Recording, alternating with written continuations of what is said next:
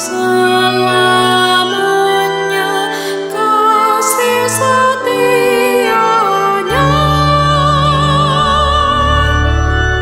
Ku nyanyikan kasih setia Tuhan untuk selama-lamanya.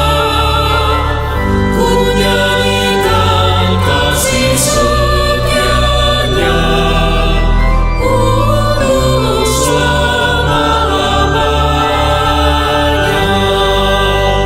Dia yang telah melakukan perbuatan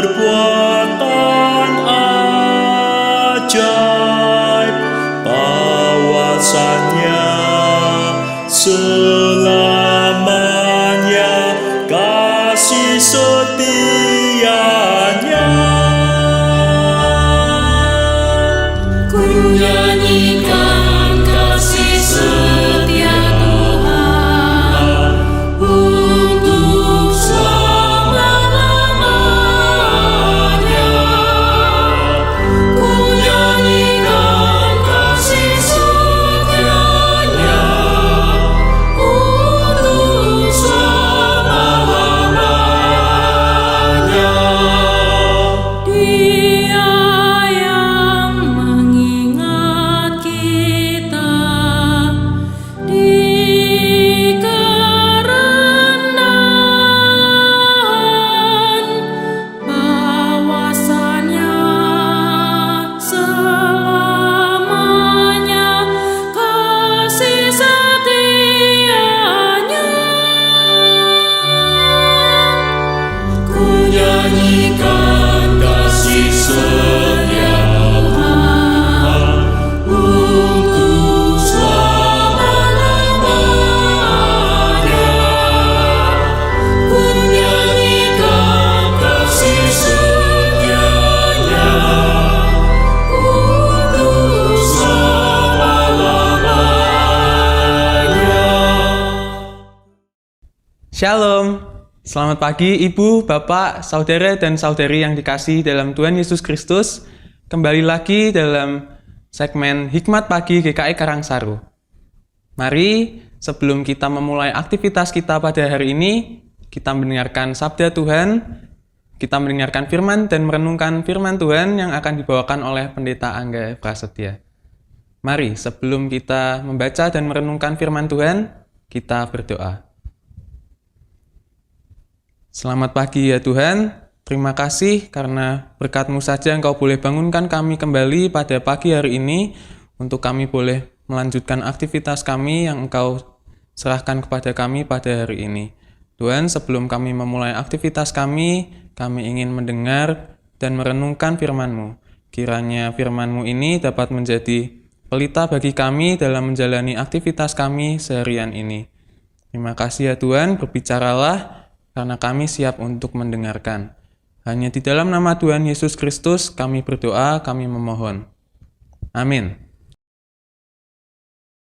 Tema renungan kita pada pagi hari ini adalah dipanggil untuk menderita. Bacaan terambil dari 1 Petrus pasal yang kedua, ayat 21 dan 22. Sebab untuk itulah kamu dipanggil, karena Kristus pun telah menderita untuk kamu dan telah meninggalkan teladan bagimu, supaya kamu mengikuti jejaknya. Ia tidak berbuat dosa, dan tipu tidak ada dalam mulutnya. Demikianlah firman Tuhan, syukur kepada Allah.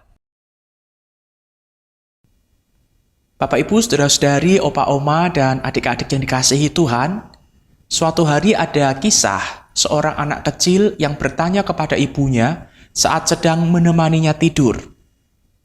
Anak kecil ini bertanya demikian, "Mama, apa yang membuat tanganmu itu terluka? Mengapa tanganmu tidak seperti tangan ibu-ibu yang lain?" Tampaknya, tangan ibu-ibu yang lain tidak memiliki luka seperti itu. Ibunya kemudian menjawab, "Nak, ada kisah saat kamu masih sangat kecil. Pada saat itu ibu telah menidurkanmu. Ibu berada di bawah. Dan kemudian ibu mendengar ada suara tangisan dan jeritan yang sangat keras dari ruang atas. Ibu bangun dan mendapati bahwa ranjangmu telah terbakar. Ternyata lampu minyak di dinding yang berada di kamarmu terjatuh dan membakar apa yang ada di sekitarnya. Saat itu ibu sangat panik karena kamu masih berada di ranjang itu. Ibu segera meraihmu, tetapi tangan ibu terkena api. Itulah alasannya mengapa terdapat bekas luka di tangan ibu ini. Seseorang bernama T. DeWitt Talmage pernah mengatakan bahwa biarlah ketika kita mengingat akan bekas luka di kaki dan tangan Tuhan Yesus, itu membuat kita tersadar bahwa penderitaannya membuat kita menjadi sembuh. Penderitaannya menyelamatkan kita. Dalam bagian firman Tuhan hari ini dikatakan, sebab untuk itulah kamu dipanggil, karena Kristus pun telah menderita untuk kamu dan telah meninggalkan teladan bagimu. Bagi setiap kita yang saat ini sedang menghadapi berbagai pergumulan di dalam kehidupan ini, firman Tuhan memberikan alasan untuk terus menguatkan hati kita. Alasannya adalah karena kita memang dipanggil untuk menderita. Kita mengikut teladan Yesus yang juga telah menderita bagi setiap manusia berdosa. Biarlah ketika kita memandang kepada salib Kristus, kita semakin diteguhkan untuk mengikuti jejaknya. Di dalam ayat 23 dikatakan, ketika ia dicaci maki, ia tidak membalas dengan mencaci maki.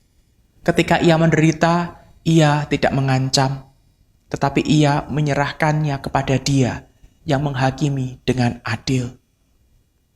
Orang-orang Kristen yang baik adalah orang-orang yang dipanggil untuk menderita. Sehingga dengan demikian kita menjadi terus bersabar dalam setiap kesesakan yang ada. Kita dipanggil atas perintah Kristus sendiri melalui pemeliharaan Allah dan kasih karunia ilahi. Kita dipanggil untuk menderita bukan karena kebodohan, kecerobohan kita, tetapi kita dipanggil untuk menderita mengikuti teladan Yesus Kristus, yaitu menderita karena melakukan perintah Tuhan. Mari kita berdoa.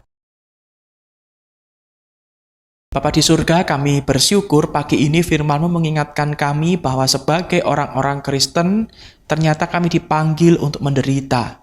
Penderitaan itu bukan karena kebodohan kami, kecerobohan kami, keteledoran kami, kesalahan kami, tetapi penderitaan yang harus kami alami adalah penderitaan sebagai konsekuensi kami mengikut akan jalan Tuhan.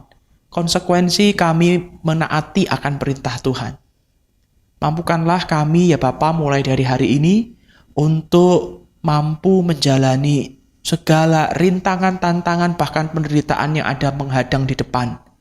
Ketika kami berusaha untuk mengikut Kristus, berusaha untuk setia meneladani akan apa yang Kristus teladankan bagi kami. Mampukan kami untuk tidak takut menderita sebagai pengikut-pengikut Kristus. Inilah kami, anak-anak-Mu, yang siap berproses bersama-sama dengan Tuhan, dengan pertolongan dari Roh Kudus. Dalam nama Tuhan Yesus kami berdoa. Amin. Selamat pagi, selamat beraktivitas. Tuhan Yesus memberkati. Ku nyanyikan kasih setia Tuhan untuk selama-lamanya. Ku nyanyikan kasih setianya untuk selama-lamanya. Bersyukur kepada Tuhan segala Tuhan, bahwasanya selamanya kasih setianya. Ku nyanyikan